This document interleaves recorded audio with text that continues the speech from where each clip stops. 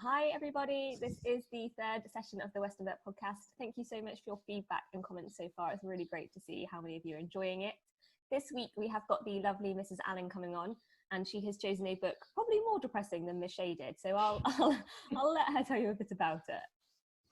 Hi, thanks, Miss Sheehan. The book I've chosen is The Girl in the Green Sweater, and it's written by Christina Chaiger, and it's entitled A Life in a Holocaust Shadow. And it's about the story of Christina and her family. It begins in about 1939 in Poland, and looks at the Nazi Germany invasion of Poland and the events that happened after that.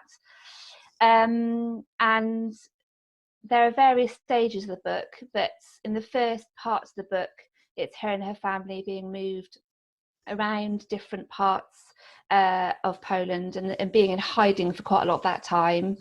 And then really the key turning point of that story is in 1943, just before the final liquidation in the ghettos. Christina and her family and some other members of the Jewish community decide to hide in the sewers underneath in Poland, and they are there for 14 months, and it's the story, the main part of the story is what happens there, which is incredible, isn't it? And it's actually it's funny, I think there are loads of books out there that cover the Holocaust in so many different ways, increasingly, but this one's very unique in that it's one of those things that makes tons of sense, a bit like going into the underground with the bombings. You just can't really imagine the reality of it. Of course, it's so clever to go underground and in the sewers, but so disturbing as well that was a reality for so long. Really disturbing. And it's when she goes, her father is a very clever man, and he gets a reputation for being able to build really successful hiding places over the weeks and months and years of the story, and so consequently he and his family have followed. They arranged to go down to the sewers with some people they know, but actually in the chaos of when that's happening, they're actually followed down by some other people who they don't know, who they end up living there with. And when she goes in, she describes the surroundings, which, as you can imagine, are bleaker than bleak, really.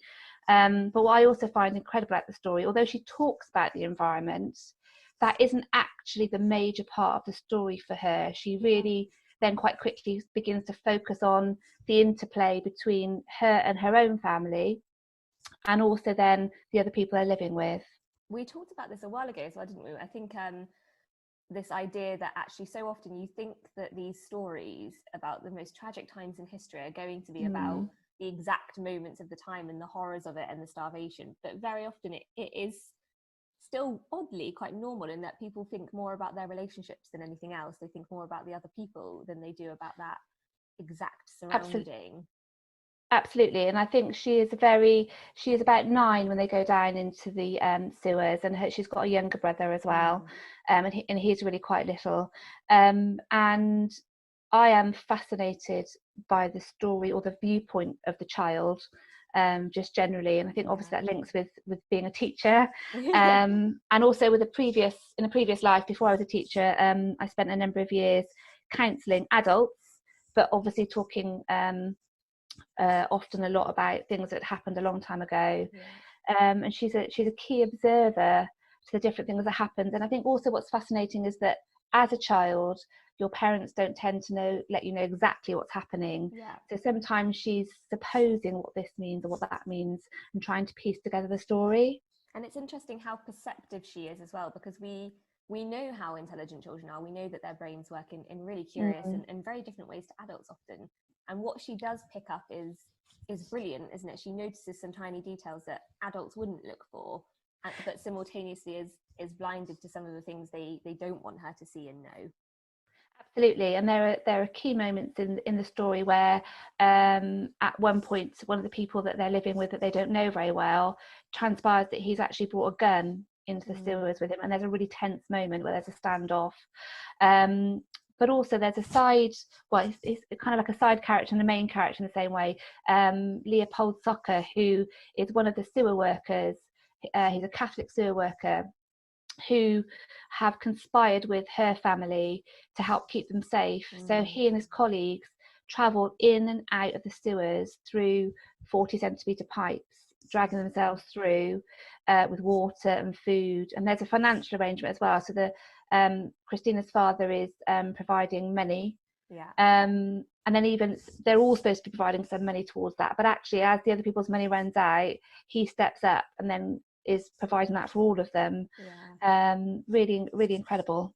And incredible acts of heroism, isn't it? And actually it's odd as well. I think when I've been looking at the novel, there's a lot of chat about how obviously it took her a really long time to write this, but a really long time to get it published. I think it was only published in 2012. And a lot of the comments were about how the narrative of the novel isn't linear. It loop kind of in and out a little bit of precise chronological timeline, which a lot of people were attesting to the fact that she was relying quite a lot on memory, and whether or not she was making mistakes or dipping in and out herself. But what do you think of the timeline? Do you think it works better not being quite so perfectly chronological? I think so. I think it's partly it reflects the nature of memory. I think it reflects the nature of a child's memory. I don't know about you, but when I think about my childhood, things that I think I'm seeing in a linear way, actually I ask other members of my family and they're like, no way, it wasn't like that at all. I think but also half of mine up.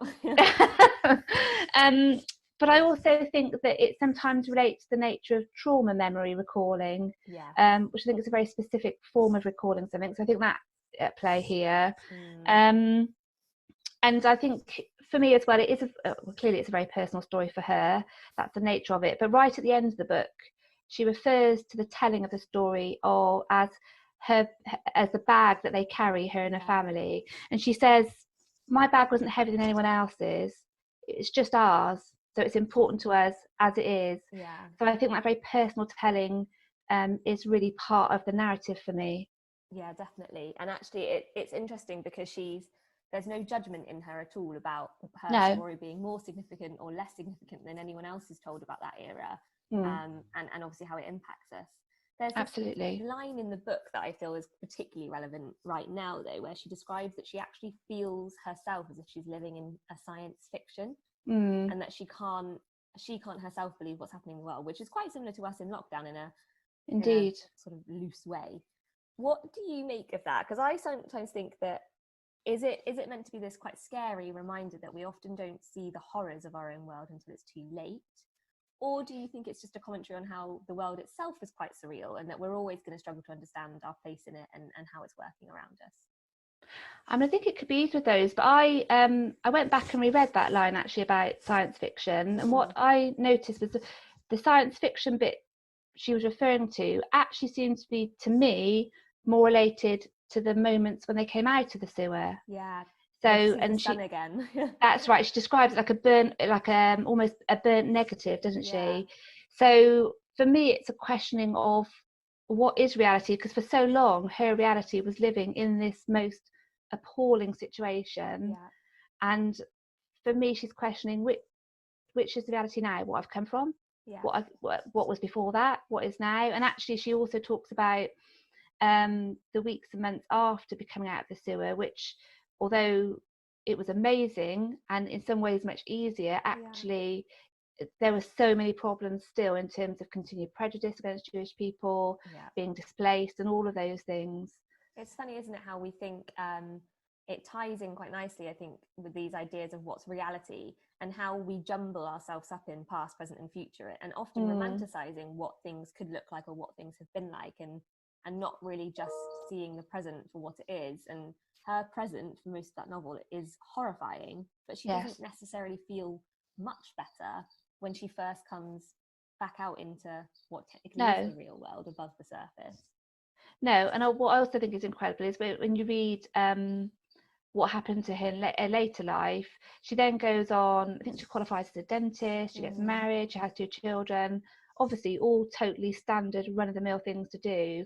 But I'm like, no way, even with all of that behind you, you've gone on, and that's not, absolutely, it's not to suggest for a moment that wasn't something she carried with her all the way through her life, but I think it's just so incredible that her life then eventually did become so, in quotes, normal. And it's a testament to human strength, really, isn't it? What we can go through and what we can survive, and how we learn to cope and how we learn to kind of look after ourselves. Absolutely. I think that resilience, that little spark of resilience or like you said, that human will or spirit that continues to shine in all these dark times, I think is amazing. Definitely. There's a nice, well, sort of an interesting concept, I think, with the novel as well, is how much of it, like you said, is internalized. And as a result, partly because of the circumstance of the novel, there's not a lot of dialogue, which means you rely so much on the first person introspective, the first person storytelling. Do you think that that's helped you engage with it more emotionally, or do you think sometimes first person accounts hinder a narrative? That's a really good question. I think it's probably a bit of both. I mean, I think there is, for me in life, stories that I think there's something very powerful about storytelling in general. So again, both previously working as a counsellor, but currently working as a teacher, I think listening to the stories of the children that you're connecting with is so amazing. And there, for me, there was a real emotional draw to this. I was actually introduced to the book when I went to a teaching seminar, and a really inspiring history teacher was talking about this story, and it was a hook in for me, so I went and bought it straight away. So I think that does make it very effective. Also, it would be very interesting to hear the accounts of all the other people who were there. I mean, some of them during the time decided to leave Assyria and were quite quickly killed after that, so their stories are almost lost. So in a way, her story is even more valuable because it tells part of their life, which almost. Absolutely. But it would be very interesting if you look at about Leopold Socker, who was the man who was helping keep them safe. There's lots of information about him, so there's quite a bit of his narrative as well out there, which I've read, so a bit of both, I think. Good, I like that. There's also a couple of criticisms which you might disagree with about it being slightly repetitive and too long. Do you think they're fair criticisms, or do you think people are sort of missing the point of that over the top detail, that kind of stretching out? Yeah, I mean, it's always good to have another voice, isn't it? So, I mean, obviously, I really love the book and the way it tells the story. So it's always interesting to consider the other view. But in some ways, I do sort of think they've missed the point, really, because, and I think part of the kind of like the endless nature almost of the book must have been almost how it felt. When will this end? There was absolutely no concept of when it would end. So maybe that is part of the telling that feels like, in some ways, you're at points you're almost wading through treacle and like, no way, surely nothing else can happen here that's any worse than it is.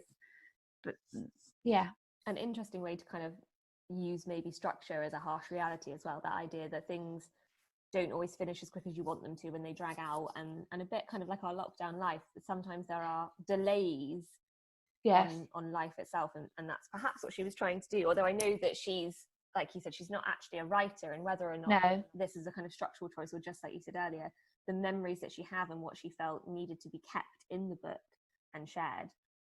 Yeah, hard to know. It's very inspiring though, isn't it? And I know that you said the reason you picked it up was because you'd actually heard someone talk about it. Yeah. What do you think keeps you coming back to this? Because I know you've read it quite a few times now. I have. I think, so for me, when we were talking about this podcast and thinking about the book, I then started to reflect on some other books that I've read as well. So key books for me. So I was thinking about, because I trained as a teacher as a mature student. So I was brought to mind two books, particularly East of Eden and also The Colour Purple. And both of those have, East of Eden particularly, the idea of choice as kind of a central theme. And I was thinking about Viktor Frankl, who says that when everything else has been taken away from us, our remaining power is to choose how we react in this situation. And I think that theme is in this book, it's in The Colour Purple, it's in East of Eden.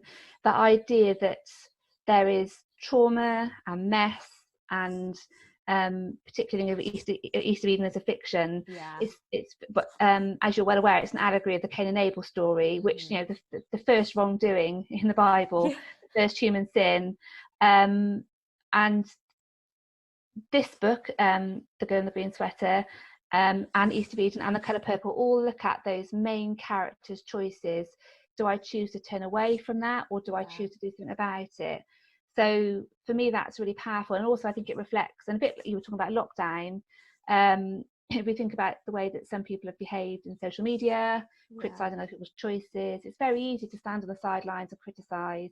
But actually, even in the worst of times, thinking, what can I do about this? I think is so powerful. Definitely. And I think, I can't remember who said it, and I'm going to beat myself after this when I find out. And you might be able to tell me, but there's a really brilliant quote, I think, by a philosopher that's actually about how apathy is the biggest sin of the devil. That the point of human beings is that we, of all creatures, have the ability to choose and to not choose, and to be inactive in our own lives is the greatest sin, greatest error we can make. Absolutely. I think choice is so powerful, and I think it's so easy to feel that we don't have choice. And even in the desperate times that Christina Chaiga is talking about, it's hard to imagine anything worse, isn't it? Literally living in those awful conditions. But people were making, like her father chose to keep giving money to keep everyone fed and alive. Leopold Soccer, who was taking massive risks. If he'd been discovered, he would have been killed, no doubt. I think that is apathy. I think it is a real, like you say, it's almost a worse than anything else to do nothing when there is always the possibility to do something. Absolutely.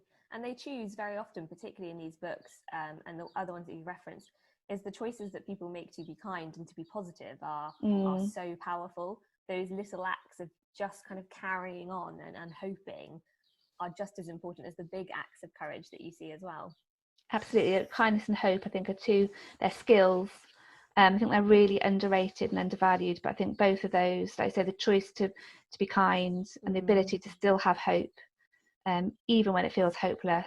I think that's often the power of storytelling, isn't it? Indeed. There are lots of beautiful novels about quests and heroes and kind of courage as a primary strength and celebration. But actually, it's, for me, I think sometimes what storytelling does is how people that you don't think are necessarily strong and brave and courageous are the ones who are the most kind and make the biggest impact. And storytelling gives us a way in to see people that haven't stood out in history on their own, but should do. Absolutely. It's almost like that concept, if it's the right concept really, of the everyman, isn't it? The person who goes through those trials. And we can learn so much by seeing, whether you look at, I've referred to Cain and Abel, whether you're looking at the Bible, whether you're looking at the story of Christina Chaiga, these people who are in awful situations, making little choices each day, which make a massive impact. There's so many as well, based on, I think, because it's one of the most sort of terrifying and upsetting parts of certainly modern history is the Holocaust. And a lot of people have said that actually, what place does this story have in it? If you started to put all these famous texts together that we know of the Holocaust, if you had to kind of think about it as a vast piece of World War II literature, what do you think this novel's singular purposes? It showcases an incredible and devastating part of global history. Why do you think this particular book is needed among that other World War II literary accounts and historical accounts? Well, that's a really good question and quite a hard question. Thanks, Miss Sheehan. I think in some ways, because it's told by such an ordinary person, and I think it is told on an everyday, ordinary, but clearly it's far from ordinary in what they end up having to do and where they end up having to live. But it's that idea that, I suppose, and I'm not for a moment comparing lockdown to what's happened here, but the idea that we were all kind of going along on our own. If you told us 3 months ago that we'd been confined to our homes, schools would have been shut, and suddenly we have to find our way through. And in a much bigger scale, obviously, for the story of the Holocaust, clearly, she is going along, and she says at the beginning, my life before this was the life of a princess. So she sort of makes it as being almost like a make-believe fairy tale, the life before. So I think it's the fact that all of those known parts are taken away, and it's about what happens next. So I think every single person's voice in that kind of situation is really key and really important. It's really interesting that she recognises, because she wasn't a princess at all, like she wasn't royal. No, not at all. But it's so interesting that she recognises her own luxuries in comparison to obviously the horrors that she has to go through it and living in the sewers and being kind of hunted and under threat. But all of us could do with the same kind of concept, wouldn't we? We're not actually princesses, we're not actually kings and queens, but the lives that we have had and still have really are very luxurious in comparison to what they could be. And her voice as this young girl, I think is particularly touching, quite like Anne Frank's really, because it's this young girl who has to recognize a position of privilege that she once had, or a position of safety that she once had, and suddenly learn to grow up in the kind of quickest and most awful possible way. Absolutely. And it's hard, and I find as a parent myself, I think about my children at that age, and it's just unimaginable. But it is, as you say, it's very easy to lose sight of all that we really still do have, don't we, even in these strange times. It is very easy to lose sight of that. Gosh, I feel like every time we're doing these podcasts now, people are we're touching on stuff that's so deep and so meaningful, and I still haven't quite come across a book where we're just going for the cheer. No. No, but it's interesting. I think, but those are the stories that hold us, aren't they? Those are the stories that really, in some ways, I mean, this is so beyond my experience what she's saying here, but that really connect us. And again, for me, the voice of the child is so key. That's what really pulls me into this. I really like how you focused on that actually as well, that idea that a child's voice more often than not is the most powerful in storytelling, because automatically I think people have more empathy for children. And for me, storytelling is about empathy more than anything else. It's about building compassion into those who are listening, and making people see the world through glimpses that they would never really get to see in another chance. Absolutely. And arguably, if we were all better at listening generally, that would be a great thing, wouldn't it? Absolutely. Gosh, thank you so much, Mrs. Allen. This has been I'm going to say fun, but sort of fun and thoughtful. It's so good to talk. Thank you so much for coming on. So that was our third podcast of the season, and we are going to be taking a break over half term, just so everyone can have a bit of a break from screens and hopefully get out in the gardens in the sun. And we will have everyone back on live after the half-term break. So any feedback, any comments, please keep sending them my way. It's been wonderful to have so many listeners, and a big thank you again to you, Mrs. Allen. Thank you. Bye. Take care, everybody.